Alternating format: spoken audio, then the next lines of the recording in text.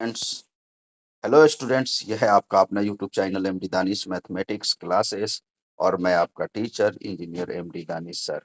देखिए, मैं आज धातु आपका क्लास टेंथ का केमिस्ट्री धातु और एवं अधातु पढ़ाने जा रहा हूँ। मेटल और नॉन मेटल्स। देखिए, मेटल्स और नॉन मेटल्स क्या होते हैं, इसके बारे में हम समझेंगे। देखिए, 9वीं कक्षा में आपने कई तत्वों के बारे में पढ़ा होगा। आपने देखा कि किस प्रकार तत्वों को उनके गुण धर्मों के आधार पर धातु एवं अधातु में वर्गीकृत किया जाता है। देखिए, 9th क्लास में हम लोग पढ़ चुके थे कि किस तरह उसके गुण धर्मों मतलब कि जो धातु और अधातु जो होता है तत्व, उनको उनके गुण धर्मों के आधार पर कैसे वर्गीकृत किया जाता है। देखिए, जैसे अपने दैनिक जीवन में धातु एवं अधातु के उपयोग पर विचार कीजिए।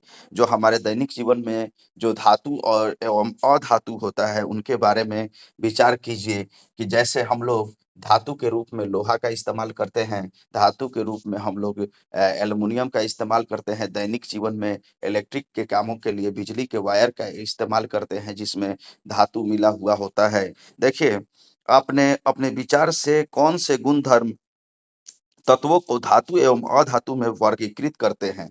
कौन-सा गुणधर्म तत्वों को धातु एवं अधातु के रूप में मतलब कि व्यक्त करता है, वर्गीकृत करता है। देखिए, सबसे पहला बात समझिए कि धातु होता क्या है? धातु होता क्या है, इसको हम समझेंगे। देखिए, जो धातु वो होता है जो विद्युत और ऊष्मा का सुचालक होता है। जिससे विद्युत और ऊष्मा पास करे वो धातु होता है।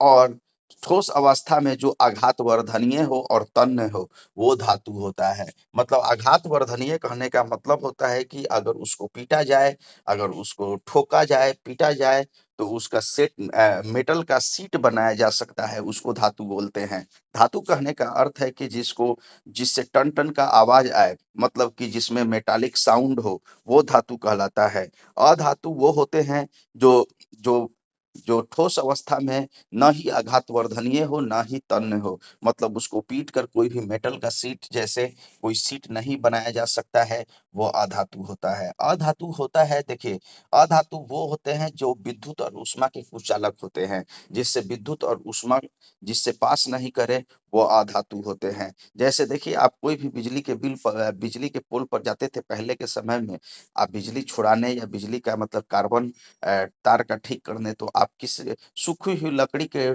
डंडों को लेकर जाते थे। सूखी हुई लकड़ी के डंडों को लेकर जाते थे। क्यों लेकर जाते थे? क्योंकि सूखी हुई जो लकड़ी होते हैं, वो मतलब कि विद्युत के कुचालक होते हैं।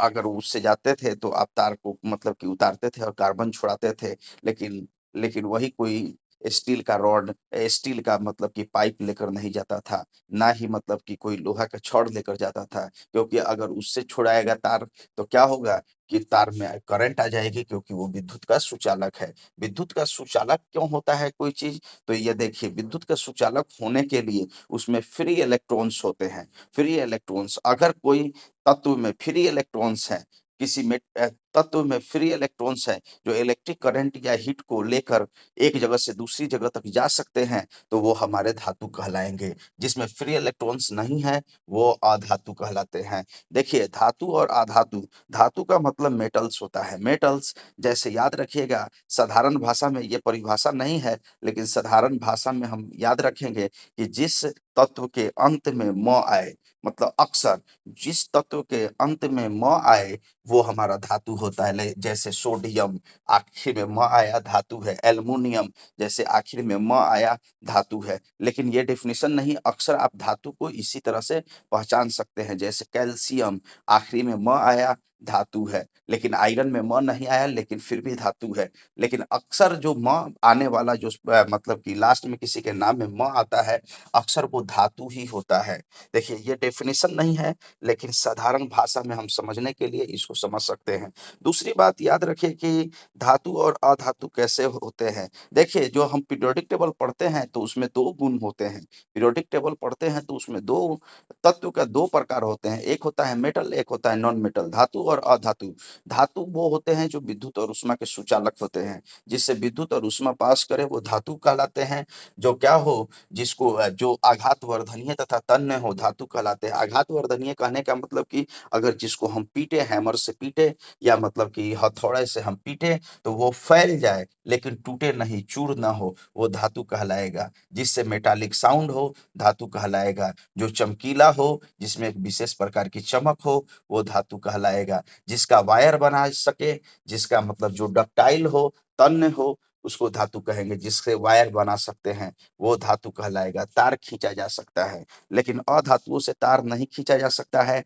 अधातु का सीट नहीं बनाया जा सकता है। जैसे उसको पीटेंगे हैमर से, अधातु क्या होगा? टूट जाएगा, चूर हो जाएगा। जैसे शीशा है, शीशा पर आप मारेंगे हथौड़े से तो वो चूर हो जाएगा, अधातु है। देखिए, अधातु विद्युत का सुचालक नहीं होता है, कुचालक विद्युत का कुचालक होता है। अधातु जो है विद्युत का कुचालक होता है, उससे विद्युत प्रवाहित नहीं होगी। वो ये बात अलग है कि ग्रेफाइट एक अधातु है, लेकिन वो विद्युत का सुचालक है। देखिए, और अधातुओं में विशेष प्रकार की चमक नहीं होती है। अधातुओं में जो होता है मतलब कि आपका कोई ये अधातु विद्युत और ऊष्मा के सुचालक नहीं होते हैं, ना ही तन्य होते हैं, ना ही मतलब कि आघात वर्धनीय होते हैं। तन्य मतलब उससे तार नहीं निकाला जा सकता है। आघात वर्धनीय मतलब उसको पीट कर उसका सीट नहीं बनाया जा सकता है, उसको पतला फैलाया नहीं जा सकता है। वो जैसे आप पीटेंगे हैमर से वो टूट जाएगा, चूर हो जाएगा। देखिए, उसके बाद आगे जब हम पढ़ेंगे तो इलेक्ट्रॉनिक कॉन्फ़िगरेशन के आधार पर मतलब इलेक्ट्रॉनिक विन्यास के आधार पर हम लोग धातु और अधातु पढ़ते हैं। मेन अगर हम लोग धातु और अधातु के बारे में बात करते हैं तो वो होता है इलेक्ट्रॉनिक कॉन्फ़िगरेशन के आधार पर।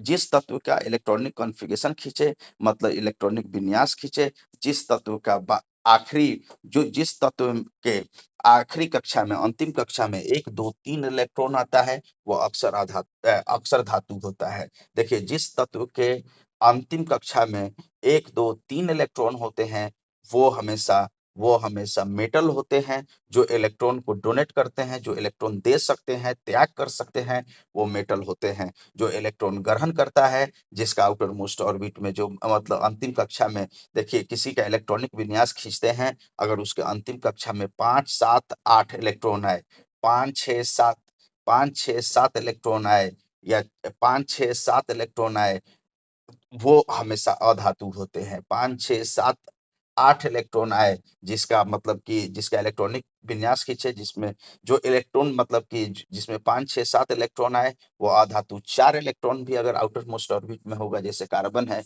वो अधातु होगा। मतलब देखिए, जो मतलब कि अगर अपना मतलब कि जब जैसे भी मतलब वो क्या करे, जो इलेक्ट्रॉन ग्रहण करे, देखिए सीधा-सीधी बात होता है कि जो इलेक्ट्रॉन ग्रहण करता है, वो अधातु होता है। जो इलेक्ट्रॉन त्याग करता है, वो धातु होता है। धातु और अधातु में यही अंतर होता है। देखिए, धातु वो होता है जो जिससे एक विशेष प्रकार की चमक हो। धातु वो होता है जो टन-टन की आवाज़ आए। एक धातुई मतलब धातु वो होता है जिसमें एक विशेष प्रकार की चमक हो। धातु वो होता है जो आघात वर्धनीय तन्य हो। धातु वो होता है जो मतलब कि जिससे मेटालिक साउंड आए, वो धातु होता है। जैसे हम लोग स्कूल में जब पढ़ते थे, तो जो मतलब स्कूल की बेल होती थी, धातु की बनी होती थी। और पहले के समय में इलेक्ट्रिक रिंग वाला मतलब बेल नहीं रखते थे। धातु का बेल होता था, लोहा का होता था और उस पर मारते थे। जितना बार मतलब कि घंटी जो पीरियड चल रहा है, उतना बार घंटी मारते थे, तो पता चल जाता था कि ये मतलब इतनी घंटी चल रही है। तो वो घंटी पर क्यों मारते थे? तो लोहा एक मेटल है, मेटल पर मेटालिक साउंड निकलता है जो बहुत दूर तक जा सकता है और उसका एक विशेष आवाज होता है। इसीलिए धातु का हम लोग क्या करते थे, बेल बनाते थे। स्कूल के समय में बेल बनता था, बेल बनाया जाता था, घंटी बनाया जाता था, जिसका इस्तेमाल किया जाता था। देखिए, दूसरी बात, ये धातुओं का आभूषण बनाया जाता है। धातुओं का आभूषण बनाया जाता है, जैसे सोना उसके चमक के लिए, चांदी उसके चमक के लिए, प्लेटिनम उसके चमक के लिए अब उसका आभूषण बनाया जाता है। लेकिन अधातुओं का आभूषण नहीं बनाया जाता है। देखिए, धातु जो होते हैं वो अक्सर मतलब क्या होते हैं, धातु जो होते हैं वो ठोस होते हैं। धातु जो होते हैं वो ठोस होते हैं। सिर्फ आपका पारा को छोड़कर, जो मरकरी है, पारा को इंग्लिश में मरकरी कहते हैं, मरकरी को छोड़कर बाकी सारे धातु ठोस होते हैं। देखिए, लेकिन अधातु क्या होते हैं, या तो गैसीय अवस्था में होंगे गैसीय अवस्था में होंगे या लिक्विड अवस्था में होंगे। मतलब ठोस अवस्था में बहुत कम होते हैं। देखिए, अधातु जो होते हैं वो ठोस अवस्था में बहुत कम होते हैं। या तो वो लिक्विड अवस्था में होते हैं या अधातु हमारा मतलब कि गैसीय, सबसे ज़्यादा गैसीयस अवस्था में होते हैं। जैसे नाइट्रोजन, ऑक्सीजन ये सब अधातु है, गैसीयस अवस्था में है, मतलब कि गैस के रूप में है। देखिए, आपने विचार किया होगा गुणधर्म धातु अधातु में वर्गीकृत करते हैं, किस प्रकार यह गुणधर्म तत्वों के उपयोग से संबंधित। देखिए, संबंधित हम इनके कुछ गुणधर्मों का विस्तार से भौतिक गुण। देखिए, भौतिक गुण क्या कहता है? धातु और अधातु का भौतिक गुण। देखिए, धातु धातु इन पदार्थों के भौतिक गुणधर्मों की तुलना करके समूहों में अलग-अलग करना सबसे आसान है। मतलब धातु को उनके गुण-धर्म के आधार पर उनको अलग करना मतलब कि बहुत आसान है। मतलब धातु और अधातु वर्गीकृत करने के लिए, किसी भी तत्व को वर्गीकृत करने के लिए धातु और अधातु में मतलब विभाजित किया जाता है। इसके अध्ययन पर देखिए, सारे धातुओं का गुण एक जैसा होता है, सारे अधातुओं का गुण एक जैसा होता है। इसलिए आसानी होता है उनके, मतलब एक धातु के बारे में पढ़े और सारा धातु का मतलब गुण पता चला गया। एक अधातु के बारे में पढ़े, सारा अधातु का गुण पता चल गया। इसलिए ऐसा वर्गीकृत किया जाता है। देखिए, इसके बाद हम देखते हैं कि इन इन पदार्थों के गुण-धर्मों की तुलना करके समूह में अलग-अलग करना आसान होता है। इनके अध्ययन के लिए हम निम्नलिखित क्रियाकलापों की सहायता लेते हैं। अनुभाग 3.1 से 3.6 में दिए गए क्रियाकलापों के लिए निम्नलिखित धातुओं के iron, copper, aluminium, magnesium, sodium, lead, zinc तथा आसानी से मिलने वाली कुछ अन्य धातुओं के नमूने इकट्ठे इकट्ठे किए जाते हैं। देखिए, क्रियाकलाप 3.1 क्रियाकलाप 3.1 में क्या है कि आयरन, कॉपर और मैग्नीशियम के नमूने लीजिए। देखिए, आयरन मतलब लोहा, कॉपर मतलब तांबा, एल्युमीनियम जो एल्युमिनियम होता है जिससे तार बनाया जाता है, मैग्नीशियम के नमूने लीजिए। प्रत्येक नमूना कैसा दिखाई देता है, तो उस पर ध्यान दीजिए। रेग माल से रगड़ कर प्रत्येक नमूने की सतह को साफ करके उसके स्वरूप पर फिर ध्यान दीजिए। देखिए, आपने शुद्ध रूप से धातु की सतह चमकदार होती है। ये देखिए, हम पहले बोल चुके हैं धातु जो होता है वो चमकदार होता है। जैसे सोना, चांदी, प्लेटिनम ये सब हमारा क्या होता है? चमकदार होता है। कॉपर भी चमकदार होता है, सिल्वर भी, एल्युमीनियम भी, सब चमकदार होते हैं। धातु इसलिए पहना जाता है, इसीलिए उसका मतलब कि आभूषण बनाया जाता है, क्योंकि उसमें एक विशेष प्रकार की चमक होती है जो इंसानों को अट्रैक्ट करती है। इसलिए देखिए, अपने शुद्ध रूप में धातु की ये सतह चमकदार होती है। धातु के इन गुण धर्म को धात्विक चमक कहते हैं। मतलब धातु में एक विशेष प्रकार की चमक होती है जिसे धात्विक चमक कहते हैं, जिसको इलुस्टर इंग्लिश में क्या बोलते हैं? इलुस्टर, मतलब जो इलुस्टर है। इलुस्टर का कहने का मतलब जिसमें एक विशेष प्रकार की चमक है। देखिए, आयरन क्रियाकलाप 3.2 में कहता है कि आयरन, कॉपर, एल्युमिनियम और मैग्नीशियम का एक छोटा टुकड़ा लीजिए। मतलब आयरन का, एल्युमिनियम का, कॉपर का, मैग्नीशियम का एक छोटा टुकड़ा लीजिए। इन धातुओं को तेज धार वाले चाकू से काटने का प्रयास कीजिए तथा अपने परीक्षणों को लिखिए। देखिए, याद रखिएगा, आयरन, कॉपर, एल्युमिनियम, मैग्नीशियम का एक छोटा टुकड़ा लीजिए।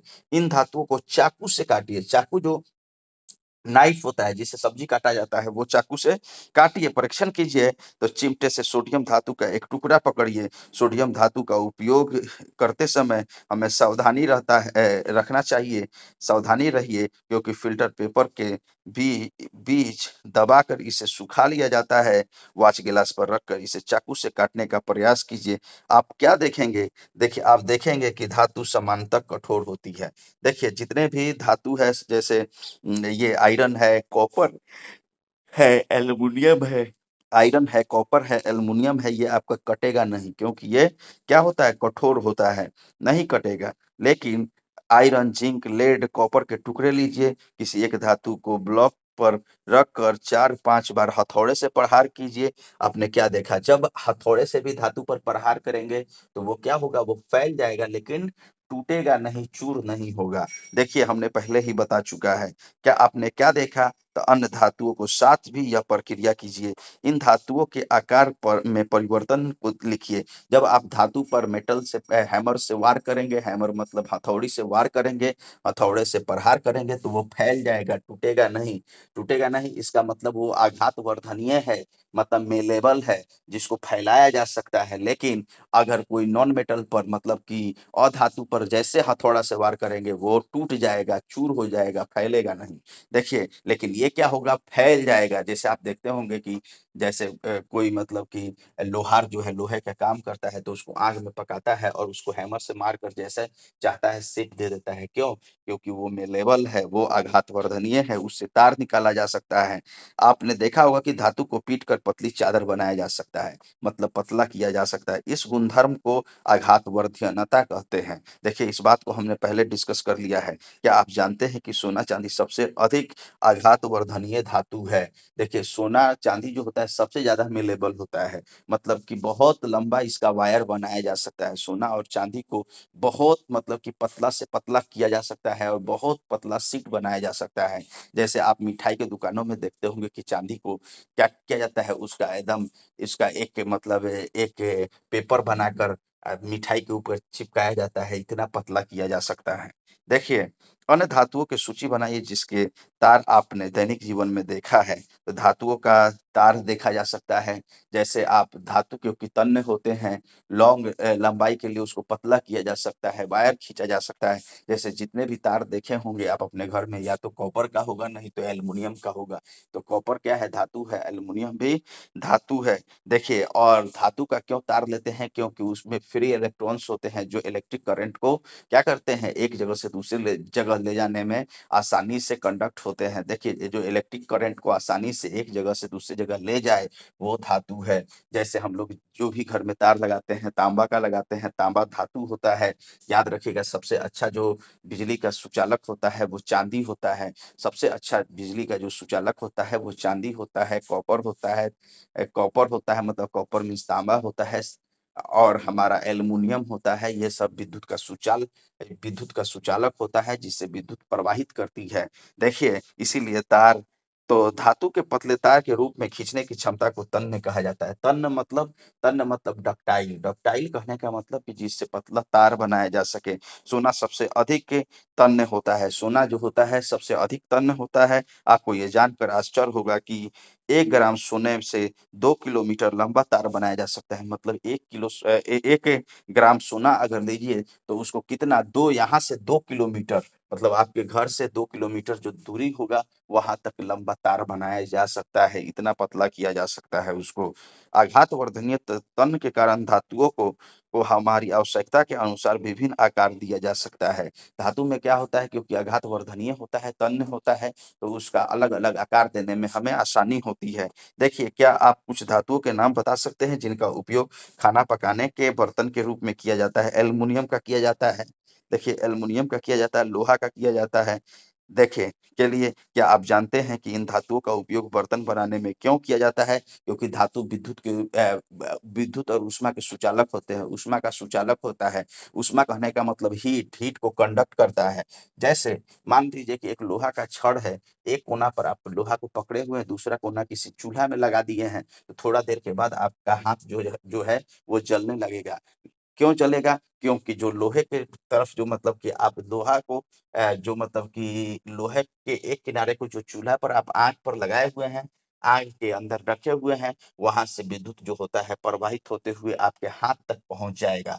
मतलब 2 सिरा है, किसी रॉड है, रॉड का मतलब कि लोहे का रॉड है, छड़ है, उसका 2 सिरा है। एक सिरा आपने हाथ में पकड़ा, दूसरा सिरा अगर लोहे आग में रख दिया, तो क्या होगा, थोड़ा देर के बाद आपका हाथ जलने लगेगा। क्यों जला? कैसे? आग तो एक एंड पर टच कर रहा है, दूसरे एंड पर क्यों जला? क्योंकि विद्युत जो आग जो है, हीट जो है वो छड़ से होते हुए आपके हाथ तक पहुँच जाएगा, क्योंकि विद्युत का चालन हो रहा है। ये आपका मतलब कि जो होता है ऊष्मा का चालन हो रहा है, ऊष्मा कंडक्ट हो रही है, तो आपका हाथ जल जाएगा। लेकिन वही अगर एक लकड़ी है, बड़ा-सा लकड़ी आप रखे हुए हैं, उसका एक सिरा अपना हाथ में पकड़ते हैं, दूसरा सिरा अगर आग में डालते हैं, तो क्या होगा? आपका हाथ नहीं जलेगा, क्योंकि लकड़ी जो होता है ऊष्मा का सुचालक नहीं होता है, उससे होकर हीट आप तक नहीं पहुँचेगा।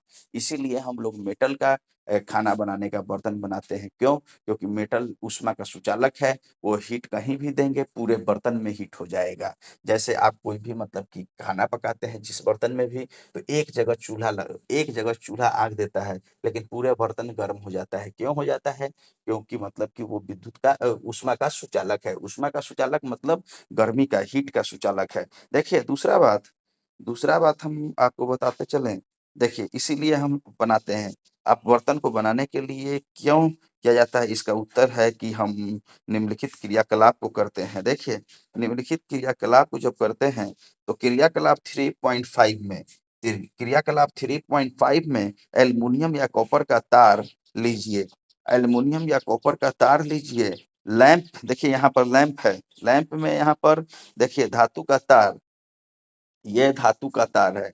देखिए लैंप है नीचे, लैंप का बर्नर है, बर्नर के ऊपर लौ है, लौ के ऊपर धातु का तार लगाया गया है।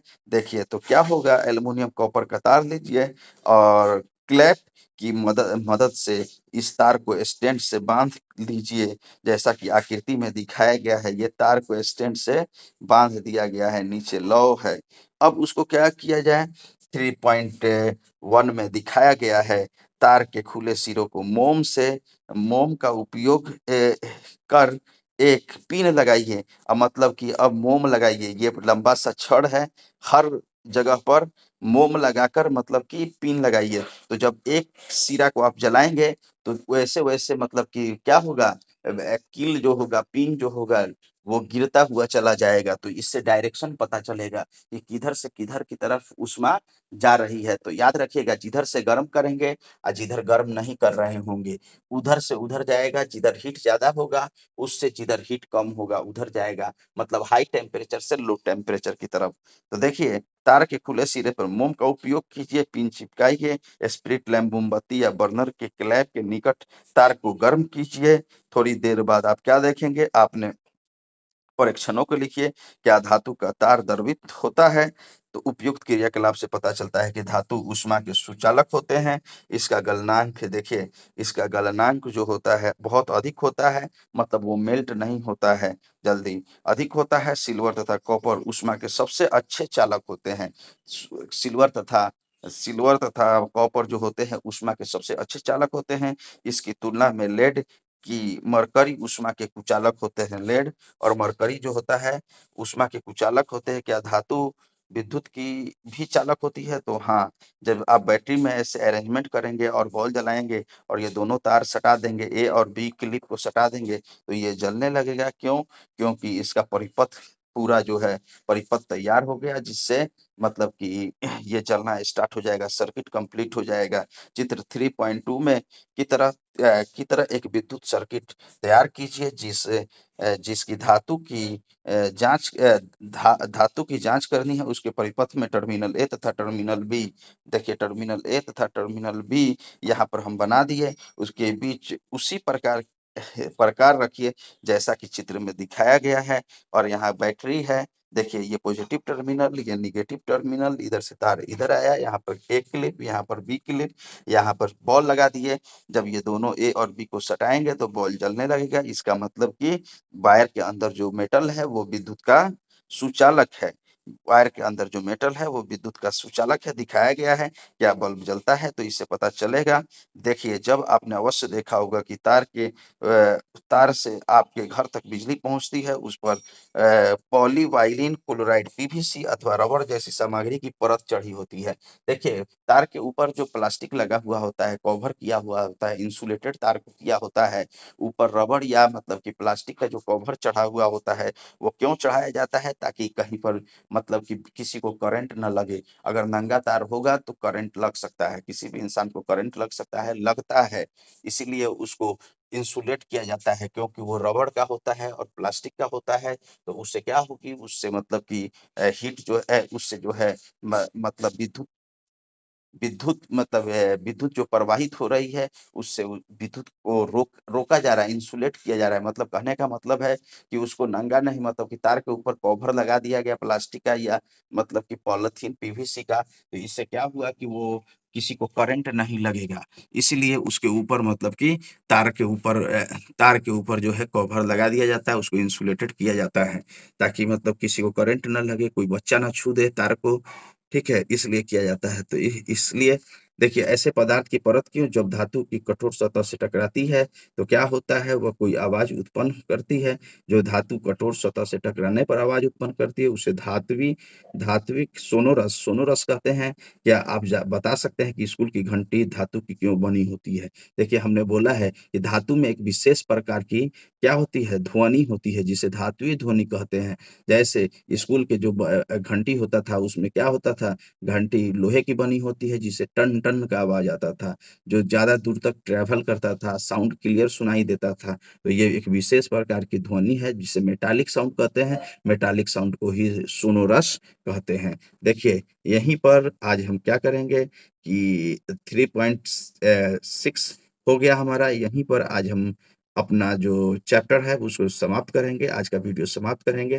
देखिए आगे का पढ़ने के लिए जो है 3.12 से अधातु के बारे में पढ़ने के लिए दूसरे वीडियो में हम पढ़ेंगे। देखिए, हमसे जुड़े रहने के लिए मेरे टेलीग्राम चैनल को सब्सक्राइब कर लीजिएगा और टेलीग्राम चैनल पर का लिंक जो होता है मेरे हर यूट्यूब वीडियो के या तो डिस्क्रिप्शन में या तो कमेंट में मौजूद होता है। वहाँ से टेलीग्राम चैनल पर चले जाएँगे और टेलीग्राम चैनल को सब्सक्राइब कर लेंगे।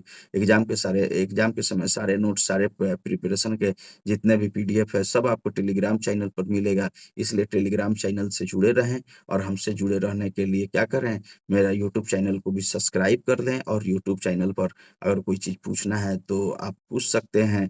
देखिए और यूट्यूब को सब्सक्राइब कर लें और इस तरह से एनसीईआरटी की बुक भी जो है साइंस का हमारे यूट्यूब चैनल पर चलेगा, ठीक है? आप बने रहेंगे, इससे क्वेश्चन आंसर भी कराएँगे। देखिए और इससे मतलब क्वेश्चन आंसर के बाद हम क्या कराएँगे ब देखिए एग्ज़ाम की तैयारी भी कराएँगे। इसलिए हमारे यूट्यूब चैनल से आप बने रहेंगे। Thank you so much, have a nice day. अगला वीडियो में आगे का पार्ट हम बताते हैं।